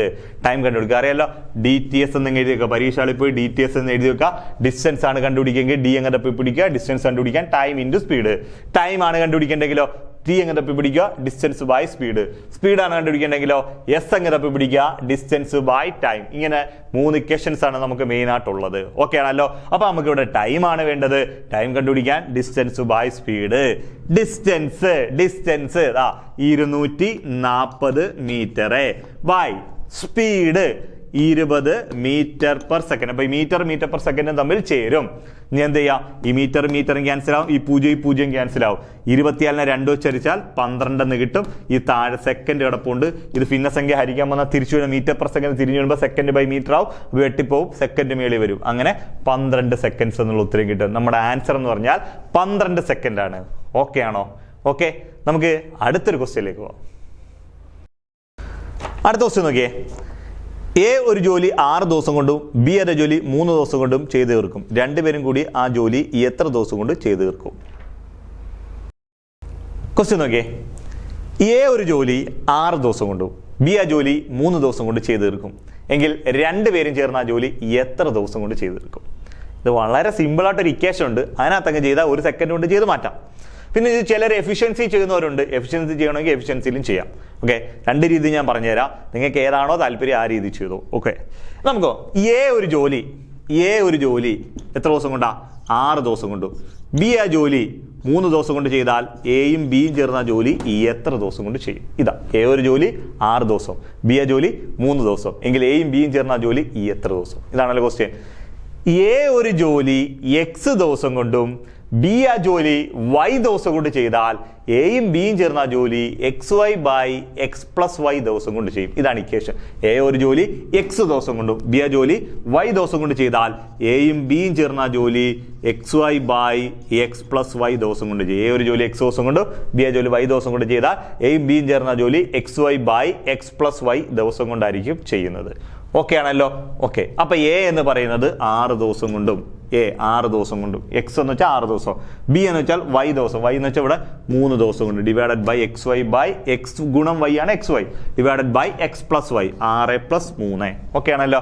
നോക്കിയേ, 6 × 3 ഡിവൈഡഡ് ബൈ 9 ആണല്ലോ. ഇവിടെ വെട്ടാ, 1 3 3 3 9, 1 3 3 2 3 6, 1 × 2 2. ആൻസർ 2 ദിവസം കൊണ്ടായിരിക്കും ഈ ജോലി ചെയ്യുന്നത്. അപ്പോൾ എ ഒരു ജോലി എക്സ് ദിവസം കൊണ്ട് ബി ആ ജോലി വൈ ദിവസം കൊണ്ട് ചെയ്താൽ എയും ബിയും ചേർന്ന ആ ജോലി എത്ര ദിവസം വെച്ചാൽ XY/X+Y എന്ന് വെച്ചാൽ 6 × 3 ഡിവൈഡഡ് ബൈ 6 + 3. 6 × 3 18, 6 + 3 9, 18 9 ചേർച്ചാൽ 2 എന്നുള്ള ഉത്തരം കിട്ടും. ഇതാണ് അല്ലെ ഞാൻ ഇവിടെ അങ്ങ് വെട്ടി അങ്ങ് ചെയ്തേ ഉള്ളൂ. ഇതാണ് ഒരു രീതി. ഇതാണ് ഇതിനകത്ത് ഏറ്റവും എളുപ്പം ചെയ്യാൻ പറ്റുന്ന രീതി. ഇനി ചിലർ ഇത് എഫിഷ്യൻസി ചെയ്യും. എഫിഷ്യൻസി പഠിച്ചിരിക്കുന്നവർ, അപ്പോൾ ടോപ്പിക്കൊക്കെ ആയിട്ട് എടുക്കുമ്പോൾ നമ്മൾ പറഞ്ഞുതരാം. എഫിഷ്യൻസി പഠിച്ചിരിക്കുന്നവർക്ക് എഫിഷ്യൻസി ചെയ്യുന്നതാണ് നല്ലത്. കാര്യം എന്താ അറിയോ, ഇപ്പോൾ ഇത് ഈ ഇക്വേഷൻ എന്ന് പറഞ്ഞാൽ ഇവിടെ മാത്രമേ ഉപയോഗിക്കാൻ പറ്റൂ. ഈ ചോദ്യം ചോദിച്ചാലേ ഉപയോഗിക്കാൻ പറ്റുള്ളൂ. എയും ബിയും ചേർന്ന് ഇത്ര ദിവസം എ തനിച്ചെന്ന് വെച്ചാൽ ഇത് ഇക്വേഷൻ ഉപയോഗിക്കാം. അടുത്ത പുതിയ ഇക്വേഷനാണ്, അടുത്തിന് വേറെ ഇക്വേഷൻ, അങ്ങനെ ഇക്വേഷൻ മാറിക്കൊണ്ടേയിരിക്കും. അങ്ങനെ ഇക്വേഷൻ മാറിക്കൊണ്ടിരിക്കുന്ന കേസിൽ എഫിഷ്യൻസി അറിയാവുന്നവർക്ക് ഇക്വേഷൻ കാണാതൊന്നും പഠിക്കേണ്ട, എഫിഷ്യൻസി എങ്ങനെ ചോദിച്ചാലും ക്വസ്റ്റ്യൻ ചെയ്യാൻ പറ്റും. അതുകൊണ്ട് ഞാനൊരു എഫിഷ്യൻസി രീതിയും കൂടെ ഒന്ന് പറഞ്ഞു തരാം. ചിലർ എഫിഷ്യൻസി ചെയ്യുന്നവർ അങ്ങനെ ചെയ്തോട്ടെ. പക്ഷേ ഇക്വേഷൻ പഠിക്കുന്ന ഈ ക്വസ്റ്റ്യനൊക്കെ ചെയ്യാൻ ഏറ്റവും എളുപ്പം ഇക്വേഷൻ ആണ്, പക്ഷേ എഫിഷ്യൻസി അറിഞ്ഞിരിക്കണം. ഓക്കെ, ഞാനൊന്ന് നോക്കാം, നമുക്ക് പറയാം. ഇവിടെ എന്താണ്? എ ഒരു ജോലി 6 ദിവസം, ബി ആ ജോലി 3 ദിവസം. അപ്പോൾ നമ്മൾ ആദ്യം ചെയ്യേണ്ട പരിപാടി ആകെ അവിടെ എത്ര ജോലി ഉണ്ടെന്ന് കണ്ടുപിടിക്കണം. മൊത്തത്തിലുള്ള വർക്ക് എത്രയാണെന്ന് കണ്ടുപിടിക്കണം. ഈ വർക്ക് കണ്ടുപിടിക്കാൻ വേണ്ടി നമ്മൾ പ്രത്യേകിച്ചൊന്നും ചെയ്യേണ്ട. എ ആ ജോലി ചെയ്യാൻ 6 ദിവസം എടുക്കും, ബി ആ ജോലി ചെയ്യാൻ 3 ദിവസം എടുക്കും. ഇവരെടുക്കുന്ന സമയത്തിന്റെ LCM കണ്ടാൽ മതി. 6ന്റെയും 3ന്റെയും LCM എന്ന് വെച്ചാൽ 6 ആണ്. കാര്യം എന്താ, തന്നിരിക്കുന്ന ഏറ്റവും വലിയ സംഖ്യ 6, അതിന് ചെറിയ സംഖ്യയായ 3 വെച്ച് പൂർണ്ണമായി ഹരിക്കാൻ പറ്റും. അങ്ങനെ ഹരിക്കാൻ പറ്റുമെങ്കിൽ വലിയ സംഖ്യ തന്നെയാണ് LCM. ചെയ്തില്ലെങ്കിലും കുഴപ്പമൊന്നുമില്ല.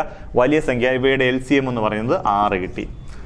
ഈ 6 എന്ന് പറയുന്നതാണ് അവിടുത്തെ ടോട്ടൽ വർക്ക്. അവിടെ ആകെ എത്ര ജോലി ഉണ്ടെന്ന് വെച്ചാൽ 6 ജോലിയാണ് ഉള്ളത്. ഓക്കെ, ഇവിടുത്തെ വർക്ക് കിട്ടി, ടോട്ടൽ വർക്ക് എന്ന് വെച്ചാൽ 6 ജോലി. ഓക്കെ, ഇനി എന്താണ് എയുടെ എഫിഷ്യൻസി നമുക്ക് നോക്കാം. എയുടെ എഫിഷ്യൻസി, ഈ എഫിഷ്യൻസി എങ്ങനെ കണ്ടുപിടിക്കുന്നത് വെച്ചാൽ മൊത്തം വർക്കിനെ അയാൾ എടുക്കുന്ന സമയം കൊണ്ട് ഹരിക്കുന്നതാണ് എഫിഷ്യൻസി. എഫിഷ്യൻസി എന്ന് വെച്ചാൽ എന്തുവാ? അയാളുടെ കാര്യക്ഷമത അല്ലെങ്കിൽ കഴിവ് എന്ന് വെച്ചാൽ അയാൾക്ക് ഒരു ദിവസം ജോലി ചെയ്യാനുള്ള കഴിവിനെയാണ് നമ്മൾ എഫിഷ്യൻസി അല്ലെങ്കിൽ കാര്യക്ഷമത കൊണ്ട് ഉദ്ദേശിക്കുന്നത്. ഓക്കെ, അപ്പൊ എ ഒരു ജോലി എത്ര ദിവസം കൊണ്ട് ചെയ്യും? 6 ദിവസം കൊണ്ട് ചെയ്യും. എങ്കിൽ അയാൾ ഒരു ദിവസം എത്ര ജോലി ചെയ്യുമെന്നറിയാൻ മൊത്തം അവിടെ എത്ര വർക്കുണ്ട്? എയുടെ എഫിഷ്യൻസി കണ്ടുപിടിക്കുമ്പോൾ മൊത്തം അവിടെ എത്ര വർക്കുണ്ട്? 6 വർക്കാണുള്ളത്. അയാൾ എടുക്കുന്ന ടൈം എത്ര? 6. 6നെ 6 കൊണ്ട് അടിക്കുമ്പോൾ എത്ര ഇട്ടോ? 1. ഇതാണ് എയുടെ എഫിഷ്യൻസി. എന്ന് വെച്ചാൽ എ ഒരു ദിവസം ഒരു ജോലി ചെയ്യും. ഇനി ബിയുടെ എഫിഷ്യൻസി എന്ന് കണ്ടുപിടിച്ച് നോക്കാം. മൊത്തം അവിടെ എത്ര വർക്കുണ്ട്? 6 വർക്കുണ്ട്. ബിക്ക് ഒരു ദിവസം ചെയ്യാൻ എത്ര ദിവസം എടുക്കും? 3. 6നെ 3 വെച്ചിരിക്കുമ്പോൾ എത്ര കിട്ടി? 2. എക്ക് ഒരു ദിവസം ഒരു ജോലിയുള്ള കഴിവുണ്ട്, ബിക്ക് ഒരു ദിവസം 2 ജോലിയുള്ള കഴിവുണ്ട്. മനസ്സിലായോ? എ ഒരു ദിവസം ഒരു ജോലി, ബി ഒരു ദിവസം 2 ജോലിയും. എങ്കിൽ എയും ബിയും കൂടെ നിന്നാൽ ഒരു ദിവസം എത്ര ജോലി എന്ന് വെച്ചാൽ ഈ 1 + 2 = 3 ജോലി. അപ്പൊ എയുടെയും ബിയുടെയും എഫിഷ്യൻസി എന്ന് പറഞ്ഞാൽ എ ഒരു ദിവസം 1, ബി ഒരു ദിവസം 2, അങ്ങനെ മൊത്തത്തിൽ 3 എണ്ണം ചെയ്യും. ഓക്കെ ആണല്ലേ? എ ഒരു ജോലി, ബി ഒരു 2 ജോലി, മൊത്തത്തിൽ 3 ജോലിയാണ്. എ ബിയുടെ എഫിഷ്യൻസി 3 ആണ്. ഇനി എന്താണ്? എയുടെയും ബിയുടെ എഫിഷ്യൻസി 3 ആണ്. ഇനി നമ്മളിവിടെ അടുത്തത് ഇവർ രണ്ടുപേരും ഒരുമിച്ച് ആ ജോലി എത്ര ദിവസം കൊണ്ട് ചെയ്യുന്നല്ലേ ചോദിച്ചേക്കുന്നത്. അവിടെ ആകെ എത്ര വർക്ക് ഉണ്ടെന്ന് ആദ്യം കണ്ടുപിടിക്കണം. ആദ്യം വർക്ക് എത്ര നമുക്കറിയാം? 6 ജോലിയാണ് ഉള്ളത്. എയും ബിയും കൂടെ ഒരു ദിവസം എത്ര ജോലി ചെയ്യും? 3 ജോലി. ഒരു ദിവസം കൊണ്ട് 3 ജോലി ചെയ്താൽ 2 ദിവസം കൊണ്ട് അവർ എത്ര ജോലി ചെയ്യും? 6 ജോലി ചെയ്യും. അപ്പോൾ ഈ 6 ജോലി ചെയ്യാൻ അവർ എത്ര ദിവസം കൊടുക്കുമെന്ന് വെച്ചാൽ 2 പേരോട് ഒരു ദിവസം 3 ജോലിയല്ലേ ചെയ്യുന്നേ? ആ 3 വെച്ച് അങ്ങ് ഹരിച്ചാൽ മതി. 6നെ 3 വെച്ചിരിക്കുമ്പോൾ കിട്ടി 2. അപ്പോൾ എ ഒരു ദിവസം 1 ജോലി, ബി ഒരു ദിവസം 2 ജോലിയും ചെയ്യും, എയും ബിയും കൂടെ ഒരു ദിവസം 3 ജോലി, മൊത്തം എത്ര ജോലി ഉണ്ട്? 6 ജോലി ഉണ്ട്. 6നെ 3 വെച്ചിരിക്കുമ്പോൾ 2. അവർക്ക് 2 രൂപയുടെ ചേർന്നാൽ ആ ജോലി 2 ദിവസം കൊണ്ട് കംപ്ലീറ്റ് ചെയ്യും. ക്ലിയർ ആണോ? ഓക്കെ ആണേ. നമുക്ക് അടുത്തൊരു ക്വസ്റ്റ്യനിലേക്ക് പോകാം. അടുത്ത ക്വസ്റ്റ്യൻ നോക്കിയേ. 6/4/2 into 6/5/3 divided by 6/2 into 6/4/5. Question നോക്കിയേ. 6/4 the whole raised to 2 into 6/5 the whole raised to 3 divided by 6/2 the whole raised to 2 into 6/4 the whole raised to 5. ഇതിനെ ലഘൂകരിക്കാനാണ്, സിംപ്ലിഫൈ ചെയ്യാനാണ് ചോദിച്ചിരിക്കുന്നത്. ഇത് ചെയ്യാനൊന്നുമില്ല, വളരെ എളുപ്പം നമുക്ക് ചെയ്യാം. ഞാനത് 2 രീതി പറഞ്ഞുതരാം. സാധാരണ നമ്മൾ ചെയ്യുന്ന ഒരു രീതി, പിന്നെ അത് വെട്ടിക്കളയുന്ന രീതിയുണ്ട്. വെട്ടിക്കളയുന്ന രീതി ചിലപ്പോൾ നിങ്ങൾക്ക് ഇതിനകത്ത് ഓപ്ഷൻ കൊടുത്തേക്കുന്നത് അനുസരിച്ച്, ഓപ്ഷനുള്ള അനുസരിച്ച് വരുമ്പോൾ നിങ്ങൾക്കൊരു കൺഫ്യൂഷൻ ഉണ്ടാവാതിരിക്കുക. ഞാൻ ആദ്യം വേറെ രീതി പറഞ്ഞുതരാം, എന്നിട്ട് ഇത് വെട്ടി ചെയ്യുന്ന എന്താണെന്നും കൂടെ പറഞ്ഞുതരാം. ഓക്കെ, നിങ്ങളൊരു കാര്യം മനസ്സിലാക്കണം. ഇങ്ങനെ ഒരു ഇക്വേഷൻ ഉണ്ട്.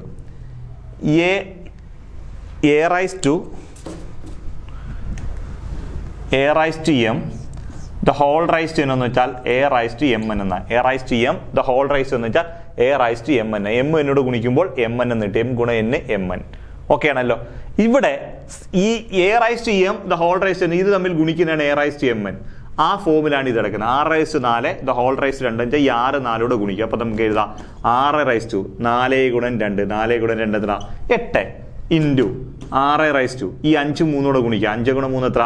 15 ഡിവൈഡഡ് ബൈ എത്ര? 6/4 ഗുണം 2 ഗുണം 2 a raised to m the whole raised to 2 2 എത്ര? 6/4 ഇൻറ്റു 6/4 ഗുണം 5 എത്ര? 6/i4 20. ഇത്രയും വരെ ഓക്കെ. 6/8 6/15 6/4 6/20. ഇനി എന്തോ ഇങ്ങനെ ഇക്വേഷൻ ഉണ്ട്. a raised to m into a raised to n സമം a raised to m plus n. a raised to m into a raised to n സമം a raised to m plus n.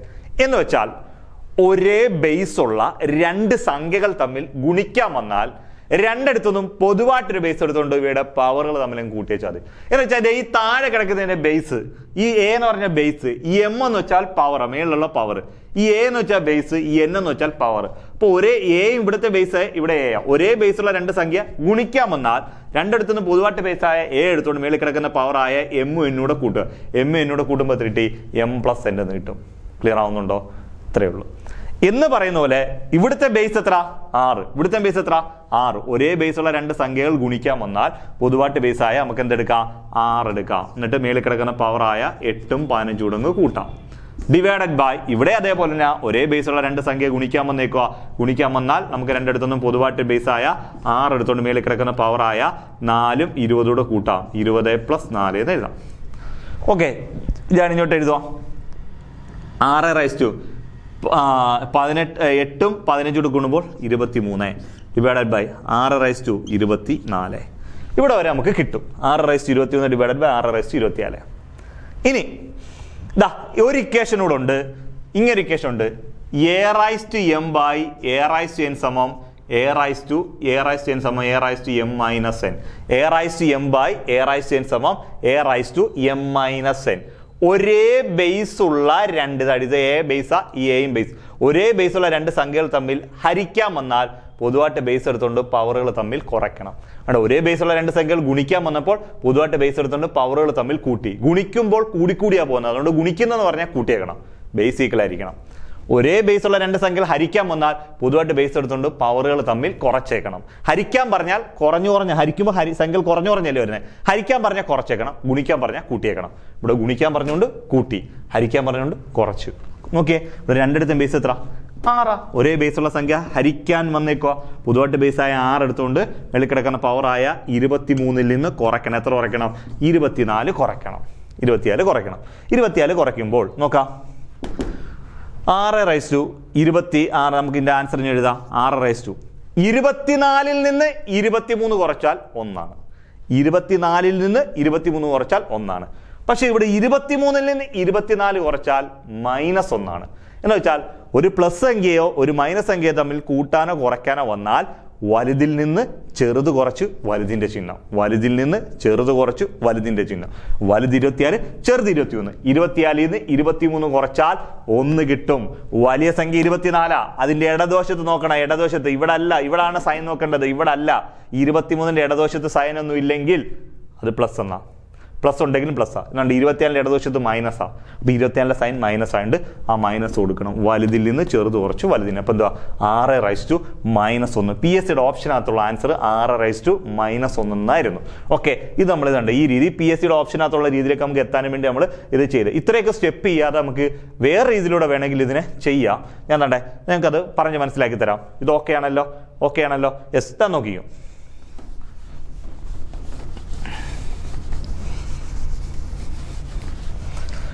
നോക്കിയേ, നമ്മുടെ equation പ്രകാരം a⁻m the whole raised നമ്മൾ എഴുതി 6 ഗുണം ഇവിടെ a⁻m × a⁻m the whole raised a⁻m എന്ന് പറയുന്ന പോലെ 4 ഗുണം 2 8, 3 ഗുണം 5 15, 2 × 2 4, 4 ഗുണം 5 20 ഇങ്ങനെ എഴുതി.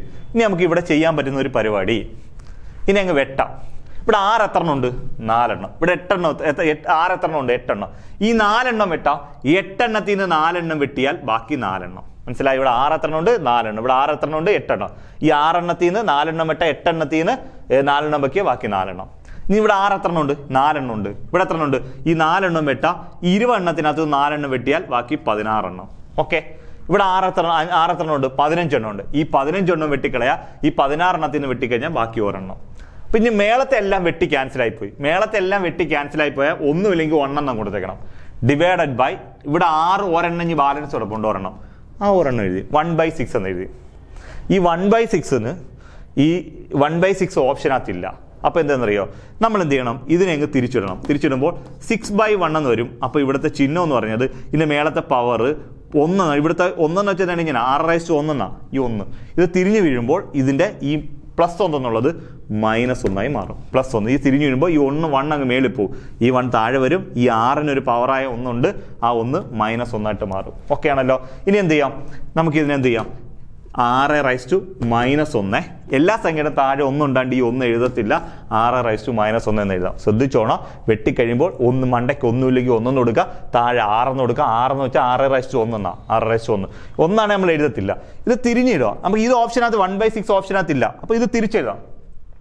തിരിച്ചെഴുതുമ്പോൾ 6 മേളിൽ പോകും, 1 താഴെ വരും. അപ്പോൾ ഈ +1 എന്നുള്ളത് മൈനസ് ആവും. ഇനി ഇത് വീണ്ടും ഇതിനെ തിരിച്ചിടുമ്പോൾ എന്തുവാ? 1/6 എന്നാ. അപ്പോൾ ഈ -1 എന്നുള്ളത് +1. തിരിച്ചിട്ടാൽ മൈനസ് മാറുകയും ചെയ്യാം, മൈനസ് കൊണ്ടുവരികയും ചെയ്യാം. മനസ്സിലായല്ലോ? അപ്പോൾ ഇതിനെ തിരിച്ചിട്ടപ്പോൾ -1. എല്ലാ സംഖ്യയുടെ താഴെ 1 ഉണ്ടാണ്ട് ഈ 1 എഴുതിയില്ല. അത് നമ്മൾ മായ്ച്ചു കളഞ്ഞു. ഈ 6 +1 ആണ് നമ്മൾ എഴുതത്തില്ല, -1 എഴുതി കൊടുത്തോളൂ.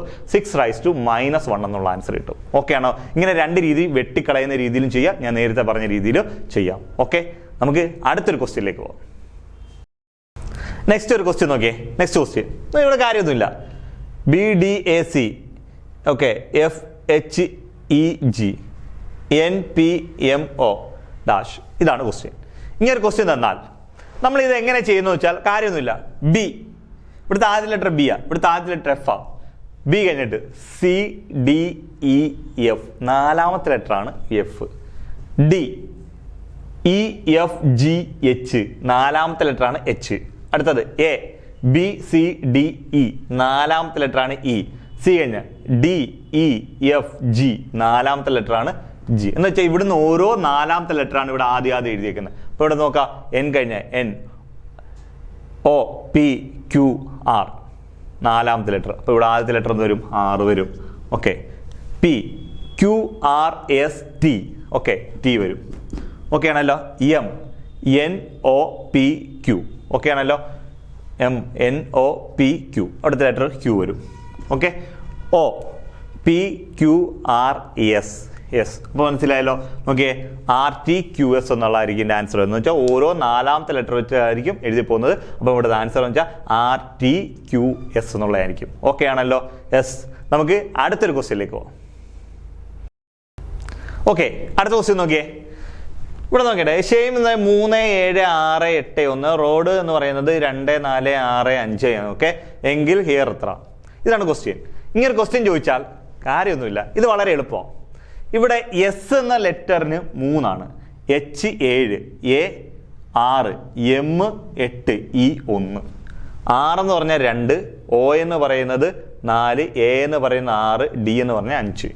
ഓക്കെ, ഓരോരോ കൊടുത്ത ലെറ്റർ മനസ്സിലായി. അപ്പോൾ H എന്ന് പറഞ്ഞാൽ എത്ര? ഇവിടുത്തെ 7 H-ന് 7. അപ്പോൾ ഇവിടെ 7 കൊടുത്താൽ മതി. അവിടുത്തെ E എന്ന് പറയുന്നത് അവസാനം 1 കൊടുത്താൽ മതി. അടുത്ത A എന്ന് പറയുന്നത് എത്രയാണ്? ഇവിടെ നോക്കിയേ, A എന്ന് പറയുന്നുണ്ട്. ഇതിനകത്ത് A ഉണ്ടല്ലോ, ഇതിനകത്ത് A ഉണ്ട്. A എന്ന് പറഞ്ഞാൽ എത്ര? 6. ഓക്കെ ആണല്ലോ. യെസ്. ഇനി അടുത്ത് എത്ര? 6 എന്ന് പറഞ്ഞാൽ എത്ര? 2. ആൻസർ 71, 62. എന്ന് വെച്ചാൽ ഇതിനകത്തുനിന്ന് ഏതൊക്കെ ഓരോ ലെറ്റേഴ്സിന് കൊടുത്തേക്കുന്ന നമ്പർ ഏതാണോ അതിന് ഈ ലെറ്റേഴ്സിന് അങ്ങ് എടുത്ത് കൊടുത്തേച്ചാൽ മതി. നമ്മുടെ ആൻസർ 71, 62 എന്ന് പറയുന്നതാണ് നമ്മുടെ ആൻസർ. വളരെ സിമ്പിൾ ആയിട്ടുള്ള ഒരു ക്വസ്റ്റ്യൻ ആയിരുന്നു. Okay, yes. അപ്പോൾ നമ്മുടെ ഇന്ന് നമ്മൾ 10 മാത്സ് ആൻഡ് മെൻ്റലബിലിറ്റി ക്വസ്റ്റ്യൻസ് ചെയ്തിട്ടുണ്ട്. ഓക്കെ, നമ്മളപ്പം ഇപ്പോൾ പ്രിലിമിനറി എക്സാംസിൻ്റെ ഒരെണ്ണം കഴിഞ്ഞു, ഇനി കുറച്ച് കഴിയാനുണ്ട്. അതേപോലെ സെക്രട്ടേറിയറ്റ് അസിസ്റ്റൻ്റിൻ്റെ നോട്ടിഫിക്കേഷൻ വന്നിട്ടുണ്ട്, പോലീസിൻ്റെ നോട്ടിഫിക്കേഷൻ വന്നിട്ടുണ്ട്. അപ്പോൾ എല്ലാവരും പ്രിലിമിനറി കഴിഞ്ഞവർ മെയിന് വേണ്ടി ഇപ്പോഴേ വർക്ക് ചെയ്ത് തുടങ്ങുക. എങ്കിൽ മാത്രമേ നമുക്ക് പെട്ടെന്നായിരിക്കും എക്സാമുകളെല്ലാം നടക്കുന്നത്. അതേപോലെ തന്നെ സെക്രട്ടേറിയറ്റ് അസിസ്റ്റൻറ്റിനും അതേപോലെ തന്നെ പോലീസിനൊക്കെ ഉള്ള ഇത് വന്നിട്ടുണ്ട്. അത് നിങ്ങൾ നല്ലോണം വർക്ക് ചെയ്താൽ മാത്രമേ നമുക്ക് ചെയ്ത് കയറിപ്പോകാൻ പറ്റത്തുള്ളൂ. സെക്രട്ടേറിയറ്റിൻ്റെ സിലബസ് ഒക്കെ കണ്ടല്ലോ, നല്ല വൈഡ് സിലബസാണ്. നല്ല കട്ടിക്ക് തന്നെ പഠിച്ചാൽ മാത്രമേ നിങ്ങൾക്ക് അത് അത് നമുക്ക് ക്ലിയർ ചെയ്തെടുക്കാൻ പറ്റത്തുള്ളൂ. ഓക്കെ, ഹോപ്സിൽ അതിൻ്റെ ക്ലാസ് എല്ലാം സ്റ്റാർട്ട് ചെയ്തിട്ടുണ്ട്. പുതുതായിട്ട് ജോയിൻ ചെയ്യാൻ താല്പര്യമുള്ളവർ എത്രയും പെട്ടെന്ന് തന്നെ ജോയിൻ ചെയ്യുക. കാര്യം ക്ലാസ്സുകളൊക്കെ അതിൻ്റെ ഒരു സ്റ്റേജിലൊക്കെ കടന്നിട്ടുണ്ട്, നല്ല ഒരു റേഞ്ചിലൊക്കെ കയറിയിട്ടുണ്ട്. പുതിയ 2 ബാച്ചും സ്റ്റാർട്ട് സെക്രട്ടേറിയറ്റ് ചെയ്തിട്ടുണ്ട്. അതിൽ പോലീസിൻ്റെ തന്നെ നിങ്ങൾക്കറിയാമല്ലോ, അത്യാവശ്യം നല്ലോണം വർക്ക് ചെയ്താൽ മാത്രമേ ജോലി കിട്ടത്തുള്ളൂ. കാരണം ഒരു ലിസ്റ്റ് ഇടുന്നതൊക്കെ വളരെ കുറച്ച് പേരുടെ ലിസ്റ്റാണ് ഇടുന്നത്. അപ്പോൾ അതിനനുസരിച്ച് വർക്ക് ചെയ്താൽ മാത്രമേ നമുക്ക് കയറി പോകാൻ പറ്റത്തുള്ളൂ. നമ്മുടെ കഴിഞ്ഞ ലിസ്റ്റിനകത്തൊക്കെ നമുക്ക് കുറേ അത്യാവശ്യം നല്ല റിസൾട്ട് ഉള്ള ആണ് നമ്മുടെ ഹോപ്സിനുള്ളത്. നിങ്ങൾക്ക് നമ്മുടെ റിസൾട്ട് എടുത്ത് നോക്കിയാൽ തന്നെ അറിയാൻ പറ്റും. ഓക്കെ, അപ്പോൾ ജോയിൻ ചെയ്യാൻ താല്പര്യമുള്ളവർ എത്രയും പെട്ടെന്ന് തന്നെ ജോയിൻ ചെയ്യുക. ഓക്കെ, നമുക്ക് ഇനി ഒരു പുതിയ വീഡിയോയുമായി വീണ്ടും കാണാം. Okay, by.